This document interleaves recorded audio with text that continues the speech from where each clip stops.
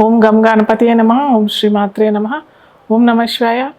శ్రీరామ రామ రామేతి రమే రామే మనోరమే సహస్రనామ తత్తుల్యం రామనామ వరాననే. శ్రీరామ రామ రామేతి రమే రామే మనోరమే సహస్రనామ తత్తుల్యం రామనామ వరాననే. శ్రీరామ రామ రామేతి రమే రామే మనోరమే సహస్రనామ తత్తుల్యం రామనామ వరాననే. తొలి ఏకాదశి అని అంటే సంస్కృతంలో మనము ప్రథమ ఏకాదశి అని అంటాం. సో అంటే మనకి ఈ వేసవి కాలం అయిపోయిన తర్వాత, ఈ ఎండాకాలం తర్వాత అయిపోయిన తర్వాత మనకి మొట్టమొదట వచ్చే పర్వదినం తొలి ఏకాదశి. అంటే ప్రథమ ఏకాదశి అని అంటే మొట్టమొదట. సో అది మనం తెలుగులో అనువాదించినట్టయితే తొలి ఏకాదశి.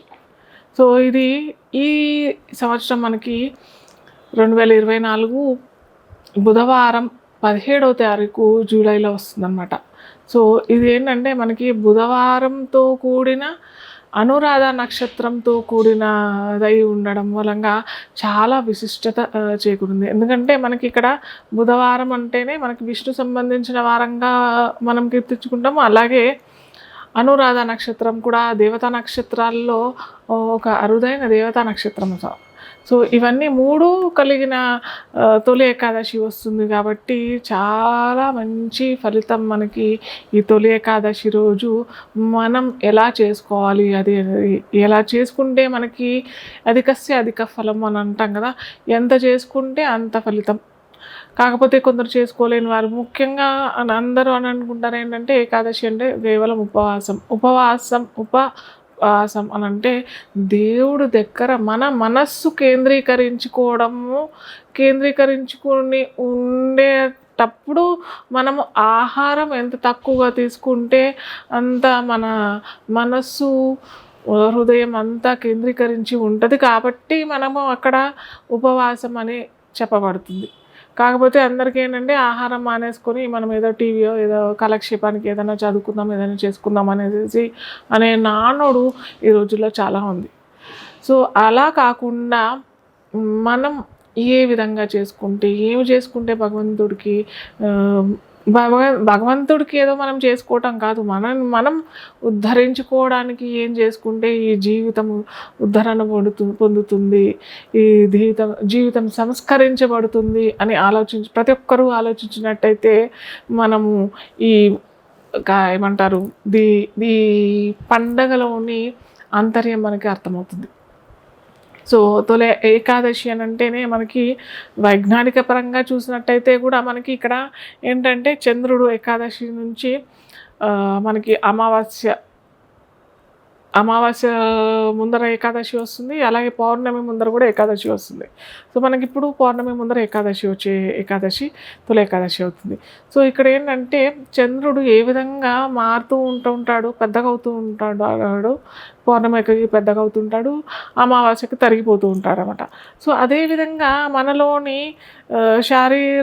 శరీరంలోని అటు ఆమ్లాలు ప్లస్ ఈ ఎలిమెంట్స్ అంటాం కదా, 5 ఎలిమెంట్స్, పంచతత్వానికి సంబంధించిన అన్ని తత్వాలు మెల్లిమెల్లిగా చంద్రుడి వల్లనే లోపించిపోతూ ఉంటుంది తిథి ప్రకారం. అందుకే మన తిథులు ఆ చంద్రుడికి మనకి అనుసంధానమైంది కాబట్టి మనం అందరము చాంద్రమానం పాటిస్తూ ఉంటాము మనం.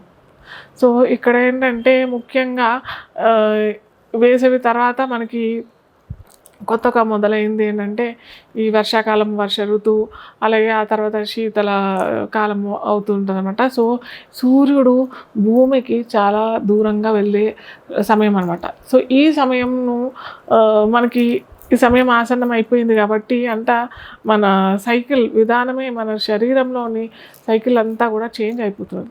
సో చేంజ్ అయిపోయినప్పటికీ ఏంటంటే ఒక కుండలోని నీళ్ళు మనం నింపుతూ ఉన్నాం. ఏ విధంగా నింపుతూ ఉంటుంటే ప్రతిసారి దాంట్లో ఏమవుతుంది అనమాట, ఫంగస్ ఏర్పడిపోతుంది. సో ఎప్పుడు ఖాళీ చేస్తామో ఆ కుండలో నీళ్ళు అయిపోవాలి, కుండ మొత్తం ఖాళీ చేసేసుకొని మనం కడిగి కొత్తగా నీళ్ళు నింపుకుంటే అది మనకి ఫ్రెష్ వాటరు, హైజీనిక్ వాటర్ కానీ అని మనం అనుకుంటాం. అలాగే ఇది కూడా అంతే కదా. ఒక కుండలానే మనం భావించినట్టయితే దీన్ని కూడా కడుగుతూ ఉండాలి కదా. కడిగి నీట్గా చేసుకొని ఒకరోజు ఆరబెడితే మనకి కొత్త నీరు కొత్త ఆహారం చేకూరిస్తే అది ఫ్రెష్గా అవుతుంది. సో అదేవిధంగా మనకి ఇప్పటిదాకా 3-4 నెలలు వేసవికాలం అనుభవించేసాము. నీరైనా ఆహారమైనా తీసుకుంటూనే ఉన్నాం. సో ఇప్పుడు మనకి వర్ష ఋతువు శీతల కాలం వస్తుంది కాబట్టి ఈ ఋతువుకి అనుగుణంగా మనము ఈ కుండను ఖాళీ చేసి ఒకరోజు ఆరబెడితే మళ్ళీ మనకి ఈ వర్ష ఋతువుకి శీతలకాలానికి అలవాటు పడిపోతుంది. కాబట్టి మనకి భగవంతుడు ఈ తొలి ఏకాదశి అనే రూపంగా మనల్ని సంస్కరించుకోవడానికి మనని మనం అటు వైజ్ఞానిక పరంగాను అటు శారీరక పరంగాను అటు మానసికంగాను అన్నిటికీ అనుకూలంగా అనువనయంగా చేర్చుకునే సమయం ఈ మనకు తొలి ఏకాదశి. ఈ తొలి ఏకాదశి ఎవరిని మనం ఆరాధిస్తే బాగుంటుంది అంటే విష్ణు భగవాన్ స్థితికారకుడు కదా.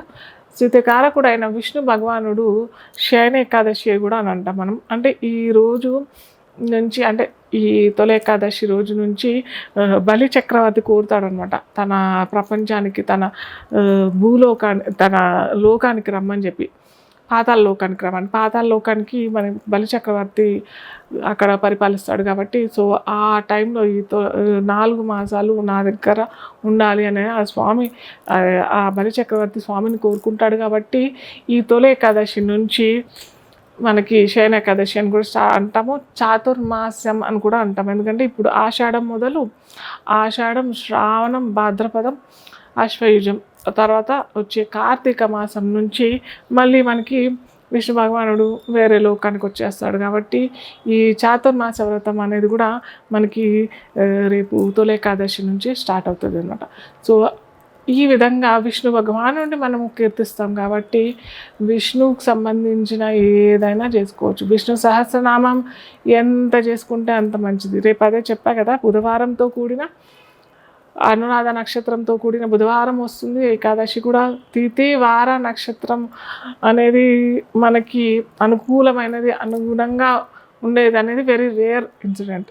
సో మనకి 3 కలిసి వస్తున్నాయి కాబట్టి ఖచ్చితంగా రేపు మనము విష్ణు సహస్రనామ పారాయణం ఎంత చేసుకుంటే అంత మంచిది.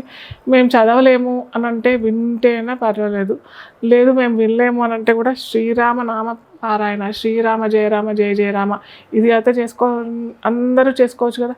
సో ఇది ఎంత చేసుకుంటే అంత బాగుంటుంది. వింటాను విష్ణు సహస్రనామం వింటాము అని అనుకునేవారు కూడా వింటే చాలా చక్కటి అనుకూలమైన ఫలితాలు వస్తాయి.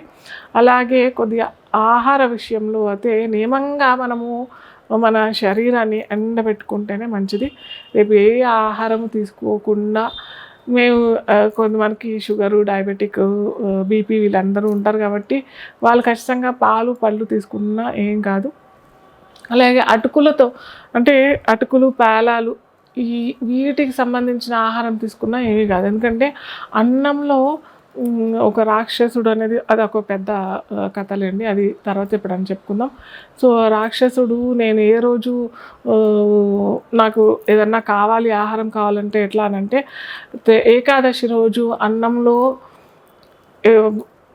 అన్నంలో ఉంటే ఆ అన్నము ఎవరైతే స్వీకరిస్తారో వారి శరీరంలో నువ్వు ఆశ్రయించవచ్చు అనేసి శివుడు ఆజ్ఞిస్తాడు. కాబట్టి మనం ఆ రోజు అంటే ఏకాదశి రోజు అన్నం తీసుకోకుంటే చాలా మంచిది. అన్నం కాకుండా వేరే ఇతర ఆహార పళ్ళు, పలహారాలు, పాలు ఇలాంటివి తీసుకుంటే ఏమీ కాదు. ఇలా ఏమీ తీసుకోకుండా మేము కేవలం మంచినీళ్ళు తీసుకొని లేదా పేలాలకు సంబంధించిన పేలాల పిండి ఏమైనా చేసుకుంటాము అని అంటే కూడా చేసుకోవచ్చు.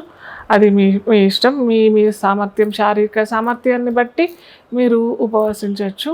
మెయిన్ ఇక్కడ మనకి ఆహారం కాదు, ఇక్కడ మనం భగవంతుడితో మనము భక్తితో ఉంటాము, భగవంతుని సాన్నిధ్యంతో ఎలా ఉంటాము అనేది ముఖ్యమైన సంఘటన ఇక్కడ.